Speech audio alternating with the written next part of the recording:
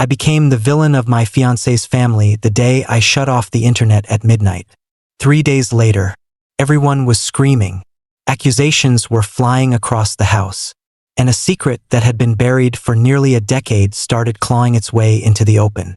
The strange part wasn't that people were angry at me. The strange part was how fiercely they defended a 29-year-old man who hadn't paid a bill, held a real job, or taken responsibility for his own life in almost 8 years. My name is Ethan. I'm 38 years old, and I own a small HVAC business in Ohio. Nothing glamorous. Long days, early mornings, sore knees, and customers who somehow always discover their air conditioning stopped working on the hottest day of the year. But it pays the bills. Paid for my house. It paid for the life I built with my fiancée, Olivia. Olivia and I had been together for almost 10 years. We weren't one of those couples who constantly posted pictures online pretending everything was perfect. We had disagreements like everybody else, but we were solid. We trusted each other. We planned a future together. At least that's what I thought. The problem wasn't our relationship. The problem was her younger brother, Ryan. When I first met Ryan, I actually liked him. He had just gotten out of the Marines. He was 21 back then, quiet, respectful, disciplined, or at least he appeared disciplined. He talked about using his GI Bill to go to college. He had plans, big plans, cybersecurity, information technology, maybe engineering. Every week seemed to be a different career path. But that didn't bother me because he was young and figuring things out. Then he and his wife, Emma, hit a rough patch financially. The arrangement seemed simple. They would stay with us temporarily, a few months at most. Everyone agreed. Nobody imagined what temporary would eventually mean. The first year wasn't alarming. Ryan was adjusting to civilian life. Emma found a full-time job. Ryan took a couple community college classes. Nothing unusual. Then the classes stopped. The part-time jobs stopped. And the conversations about school slowly disappeared. The gaming, however, never stopped. At first it was just something he enjoyed. Then it became something he preferred. His entire life. I didn't notice the transformation immediately because real life doesn't happen the way it does in movies. Nobody wakes up one morning and suddenly becomes a different person. It happens gradually. So gradually that you keep making excuses for what you're seeing. Ryan would stay awake until 5 or 6 in the morning playing online games with strangers. Around 3 in the afternoon, he'd emerge from his room looking like a man recovering from anesthesia. He'd grab food, mumble a greeting, and disappear again. If guests came over, he vanished. If family events happened, he vanished. If opportunities appeared, somehow he vanished for those too. Years passed that way. 1 year became 3. 3 became 5. 5 became 7. Meanwhile, Emma carried everything. She worked retail, then management, then another retail job when the first one downsized. She paid for her car. She paid for her insurance. She paid for anything Ryan wanted because Ryan certainly wasn't paying for it himself. The tension between them became impossible to ignore. Every conversation seemed to circle back to the same argument. What are you doing with your life? Ryan always had an answer. The details changed constantly. The outcome never did. Nothing happened. Then one day Emma left, just packed her things and walked out. The official story was that she cheated. And technically, she did. The entire family immediately turned against her. But I remember something she said before she left. Something that stuck in my head for years. She said, "I don't even recognize the person I married anymore." At the time I thought it was cruel. Later I realized it was probably the most honest thing anyone had said. Ryan took the divorce hard. For weeks he barely left his room. Then one night he sat at the kitchen table and gave a speech that sounded like a turning point.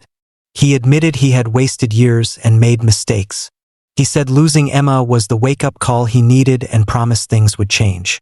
Everyone believed him, including me. What I didn't know was that this wasn't the beginning of Ryan's recovery. It was the beginning of something much worse.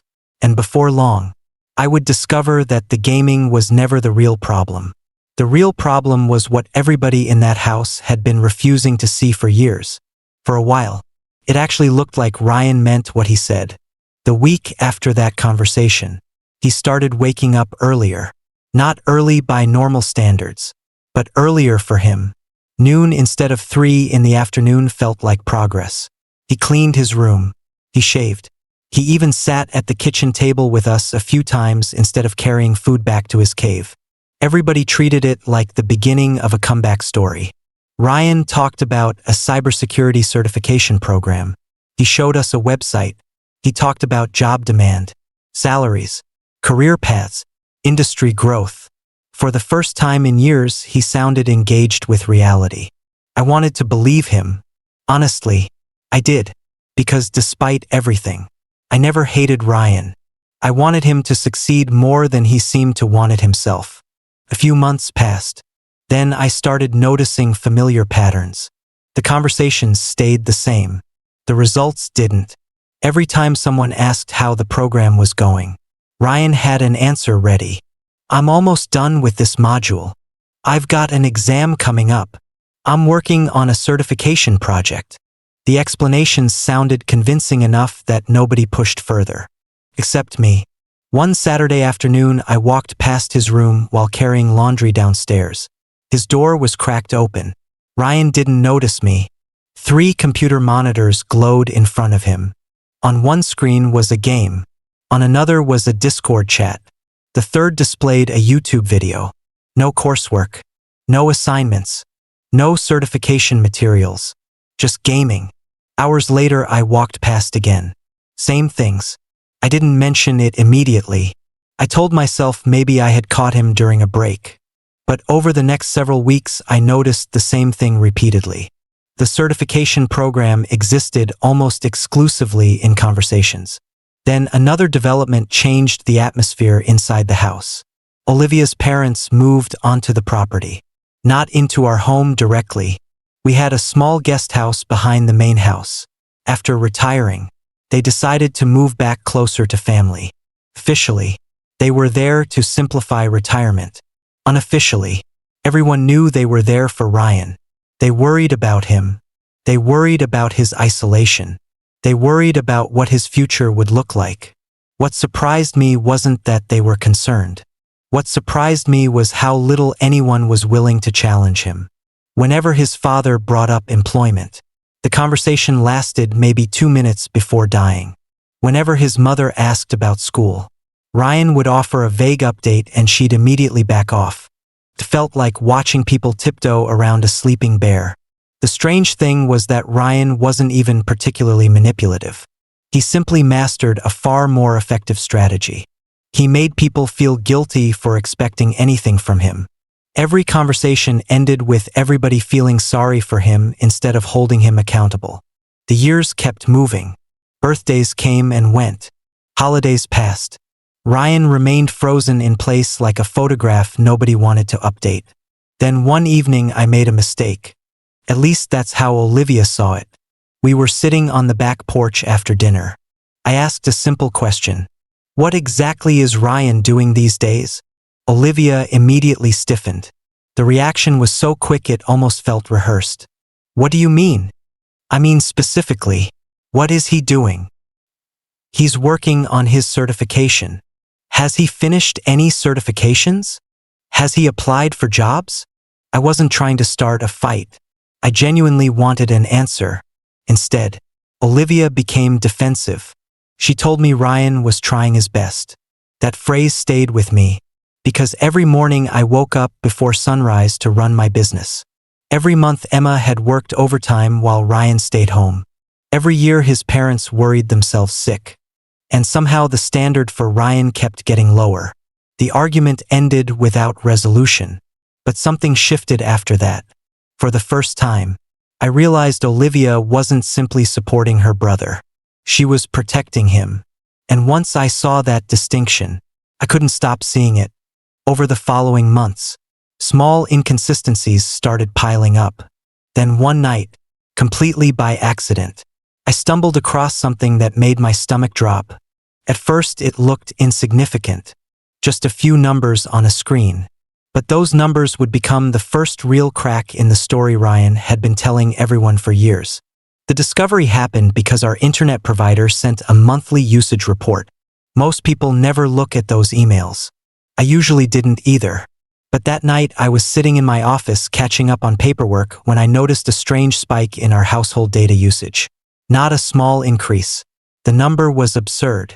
It was several times higher than what we had used just a year earlier. At first I assumed it was a system error. Then curiosity got the better of me. I logged into the router dashboard. Within minutes I found the source. Ryan's room. It wasn't even close.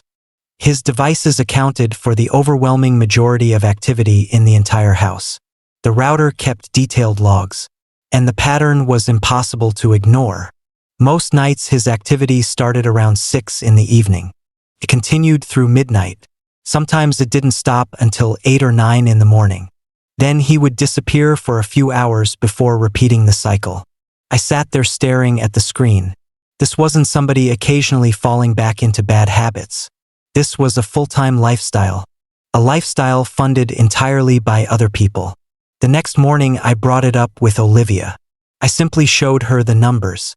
She barely looked. Then she sighed. "Ethan, what exactly are you trying to prove?" That response caught me off guard. "I thought you'd want to know." "I already know he plays a lot." "A lot?" I pointed at the screen. "He spends more time online than most people spend at a full-time job." She rubbed her forehead. "He has depression." There it was. The explanation everyone used whenever the conversation became uncomfortable. Now, maybe Ryan was depressed. I wasn't qualified to diagnose him. But what bothered me was that nobody ever moved past the label. The word had become a shield. The discussion went nowhere, just like every discussion before it. But a few days later something happened that bothered me even more. I came home early from work after a canceled appointment. The house was unusually quiet. Olivia was still at work. Her parents were out shopping. Ryan wasn't home. That alone was rare enough to be noticeable. Then I saw an envelope sitting on the kitchen counter. It had been partially opened.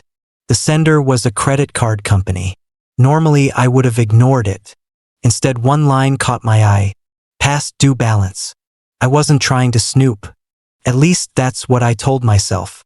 But the amount visible through the folded paper made me stop. Several $1,000s. Far more than I expected. My first thought was that maybe Ryan had finally started taking classes again. Then I noticed something else. There wasn't just one envelope. There were 3. Different companies. Different balances. All overdue. All addressed to Ryan.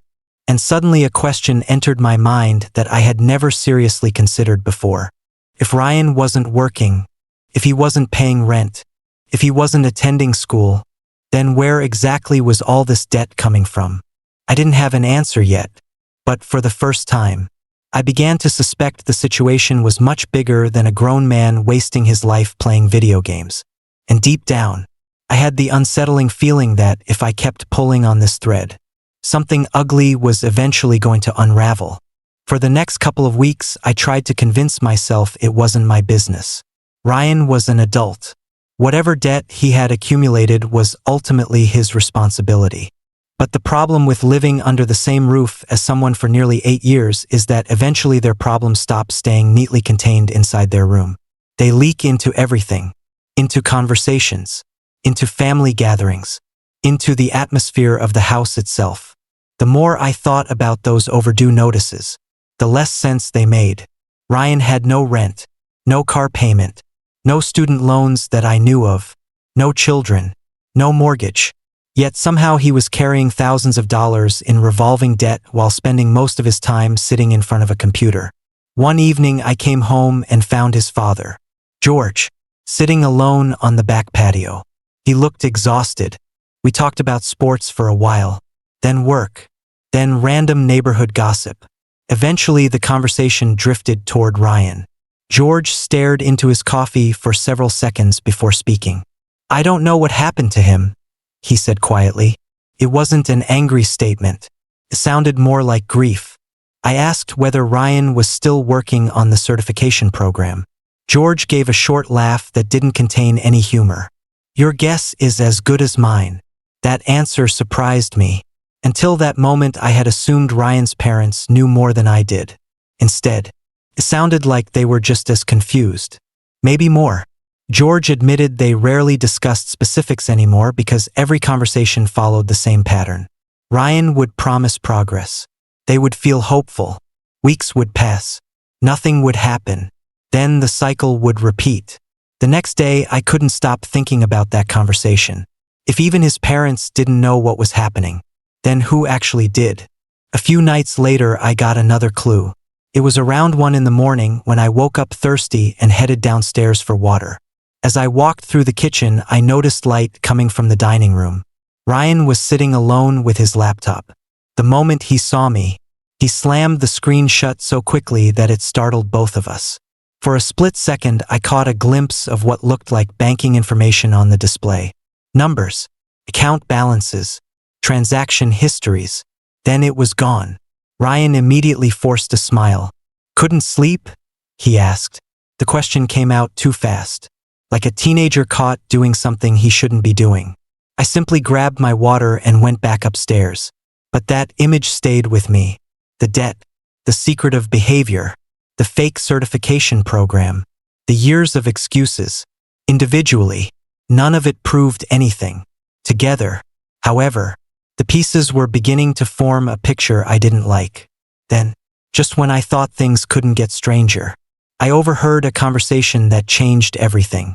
It happened the following weekend when Olivia's mother accidentally revealed that she and George had recently loaned Ryan another substantial amount of money, tens of thousands of dollars. The room went silent. My heart nearly stopped. Because if Ryan was already drowning in debt, where had all that money actually gone? The conversation happened during Sunday dinner. And if Olivia's mother hadn't casually mentioned it, I probably wouldn't have learned about the money for months. We were eating roast chicken when Linda started talking about retirement planning. George made a comment about unexpected expenses, and she responded by saying something along the lines of, well, after helping Ryan with that $40,000, we've had to be more careful. The words landed like a brick in the middle of the table. Olivia looked surprised. I nearly dropped my fork. Even George seemed uncomfortable that the number had been spoken out loud. Ryan immediately stared at his plate. Nobody said anything for a few seconds. Then I asked the obvious question. $40,000 for what? Ryan answered before either parent could. He claimed it was related to education expenses, certifications, equipment, and investments that would help him build a future career. The explanation sounded polished, almost practiced. Maybe everyone else accepted it. But something felt wrong. $40,000 was not the kind of number people accidentally forgot to mention. More importantly, it was difficult to reconcile that amount with a man who still spent most of his nights playing online games and most of his days sleeping through opportunities. After dinner, I pulled Olivia aside and asked whether she knew about the loan. She admitted she had heard bits and pieces over the years but never knew the full amount. What bothered me even more was how quickly she defended it. She argued that her parents could spend their money however they wanted and that Ryan had been going through a difficult period. I agreed with the first part. It was their money. The problem was that nobody seemed interested in whether the money was accomplishing anything. The following week, I couldn't shake the feeling that important information was being hidden. Small details that once seemed meaningless started standing out. Delivery packages arrived several times a week. Expensive electronics occasionally appeared in Ryan's room. Subscription charges were constantly hitting his mailbox. One afternoon, while helping George move some storage boxes, he let something slip that caught my attention. He mentioned having helped Ryan with credit card payments multiple times before the larger loan. The statement wasn't intended as a confession. It was said almost absent-mindedly. But suddenly a timeline started forming in my head. The debt hadn't appeared overnight. Someone had been quietly plugging holes for years. Every time consequences approached, somebody stepped in to soften the landing. Every missed opportunity became another chance. Every financial mistake became another bailout. That realization changed how I viewed the entire situation. Ryan wasn't surviving despite his choices. He was surviving because everyone around him had spent years protecting him from the outcomes of those choices. The more I thought about it, the more one question kept returning. If $40,000 had already disappeared and the debt still existed, where had all the money actually gone? A few days later, I would accidentally discover the first piece of that answer, and it would expose a side of Ryan that nobody in the family was prepared to confront. The answer arrived on a Tuesday afternoon when I came home earlier than expected after a supplier canceled a meeting. The house was empty except for Ryan.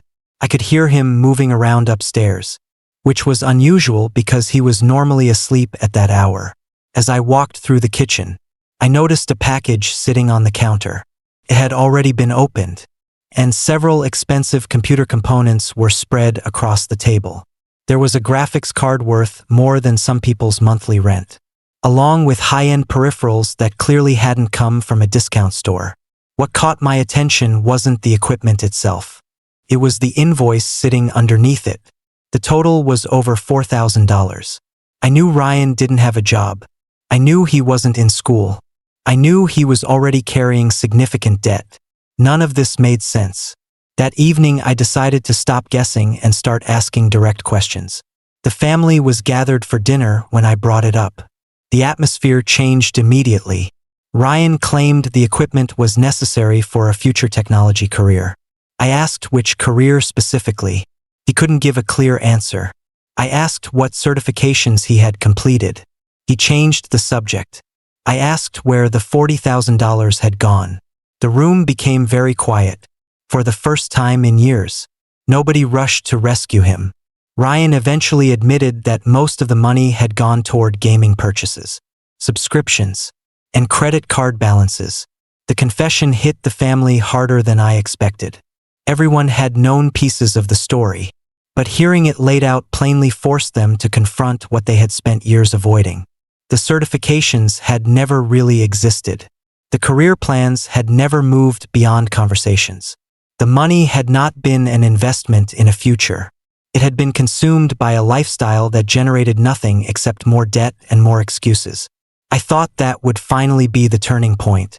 Instead, Ryan immediately shifted into familiar territory. He talked about stress. Some of those things were probably true. Life had not been easy for him. But for the first time, the explanations no longer worked. George surprised everyone by speaking up.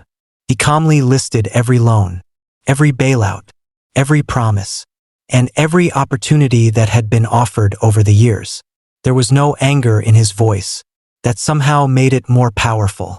He simply described reality. By the time he finished, Ryan had no response. The next morning, I made the decision that had started this entire story. I logged into the router and set a Wi-Fi pause from midnight until 6 in the morning. It wasn't intended as punishment. I wasn't trying to control another adult. I simply refused to keep financing the behavior that was destroying him. The reaction was immediate. Ryan exploded. Olivia was furious that I had done it without discussing it first. Linda worried the situation would create conflict. For several days, the house felt like a pressure cooker. Then something unexpected happened. Without unlimited overnight gaming, Ryan started sleeping at normal hours. He hated it. He complained constantly, but he was awake during the day. He was present. He couldn't disappear into the same endless cycle that had consumed years of his life. Progress was slow and messy. There were days when I questioned whether any of it was worth the damage to family relationships.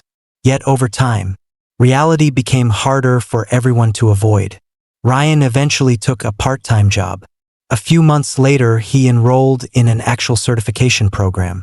The debt didn't vanish overnight, and neither did the consequences of nearly a decade spent standing still. Recovery was far less dramatic than collapse.